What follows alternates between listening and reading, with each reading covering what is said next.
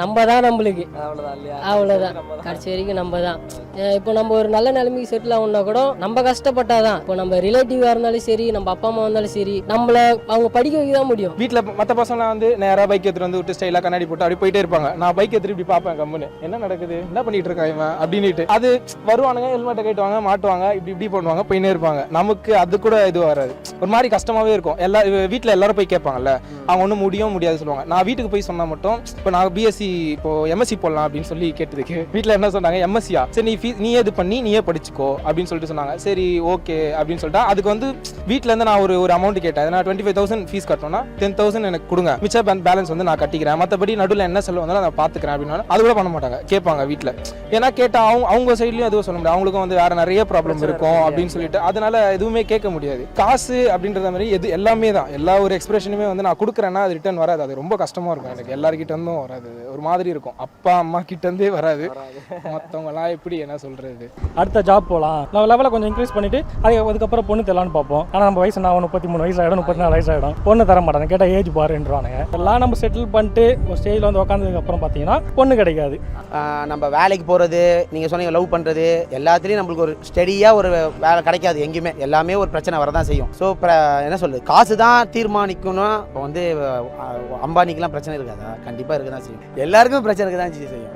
அதனால தான் எல்லா வாழ்க்கையிலும் கஷ்டங்கள் இருக்குது. என் வாழ்க்கையில் கஷ்டம்னா பட் தான் அதை வெளிப்படுத்த முடியாது, எல்லாத்தையுமே வெளிப்படுத்த முடியாது. நம்ம ஒரு சில பேர், என்னோட திக் ஃப்ரெண்ட்ஸ் ஒரு பையன் சதீஷ்னு இருக்கான், அவங்ககிட்ட நிறைய வெளிப்படுத்தி ஒரு டைம் நான் அழுவும் செஞ்சிருக்கேன். பட் ஆனால் வந்து நம்மளோட கஷ்டம் நமக்குள்ளே தானே இருக்க முடியும், நம்ம ஃபேமிலிக்கு வெளிப்படுத்த முடியாது. என்னைக்கா ஒரு நாள் நம்ம ஃபேமிலியை மேலே கொண்டு வருவோம், நம்ம மூலியமாக ஏதாவது ஒன்று பண்ணுவோம் நம்ம ஃபேமிலிக்கு அப்படிங்கிற ஒரு பெயின் இருந்திருக்கு. எல்லாரும் ஃப்ரீயாக சுற்றுறாங்க அப்படின்னா அப்போ நம்ம வந்து கொஞ்சம் யோசிச்சு பண்ண வேண்டியதாக இருக்கும். நம்ம கிட்ட காசு கம்மியாக இருக்கும், நம்ம ஃபேமிலியை யோசிச்சு பண்ணணும். ஒரு சில விஷயங்களை வந்து இதுக்கு இவ்வளோ அமௌண்ட் செலவு பண்ணணுமா, இது கொஞ்சம் கம்மியாக பண்ணலாம், இதை வச்சிருந்தோம்னா வேற ஒரு விஷயத்துக்காக நம்ம வேறு எதுக்காக ஸ்பெண்ட் பண்ணலாம் அப்படின்ற மாதிரி யோசிச்சு திங்க் பண்ணி பண்ணுற மாதிரி இருக்கும்.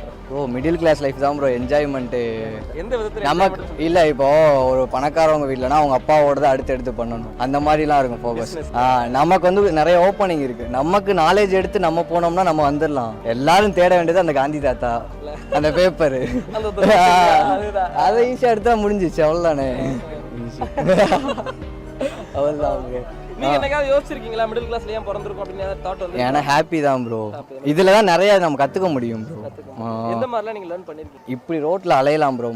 நீங்கள் இதுன்னு வச்சுக்கோங்களேன், போக முடியாது, யோசிப்பாங்க இந்த இடத்துல நம்ம நடக்கணுமா, புரியுதா, அந்த தாட் புரியுதா. போகிற கூட பிளேஸ் யோசிப்பாங்கன்னு சொல்கிறீங்களா? நீங்கள் நம்ம பாடு சாப்பிட்டுக்கலாம், நமக்கு தேவையானது என்ஜாய் பண்ணலாம், அதுதான் அவ்வளோதான்.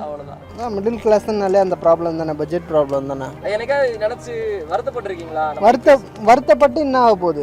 வருத்தப்பட்டா நமக்கு அது கிடைக்கணும், நம்ம அதை வருத்தப்படலாம். கிடைக்காததை ஒன்று வருத்தப்பட்டு நம்ம டைமும் எனர்ஜியும் வேஸ்ட் பண்ணுறத விட நமக்கு பிடிச்ச மாதிரியே நின்றுட்டு போயிடலாமே. அது கண்டிப்பாக நல்லவங்களுக்கு எல்லாம் கண்டிப்பாக நல்லதாகவே நடக்கும். ஸ்கூல் முடிச்ச பிறகு அவங்களுக்கு படுற கஷ்டம்லாம் தெரியும். வீட்டில் ஒரு பொருள் கேட்கறதுக்கு யோசிப்போம். அந்த ஒரு வருஷம் தாண்டும் போது தான் அதை கற்றுக்க ஆரம்பித்தேன். வெளி உலகம்னா இப்படித்தான், இதை ஃபேஸ் பண்ணி தான் நம்ம ஓடணும். நம்மளோட லைஃபுக்கு வந்து மோஸ்ட் ஆஃப் இம்பார்ட்டன்ட் பார்த்தா மணி தான். அது இல்லைன்னா வந்துட்டு எதையுமே நம்ம வந்து சாதிக்க முடியாது, எதையுமே வந்து பண்ண முடியாது.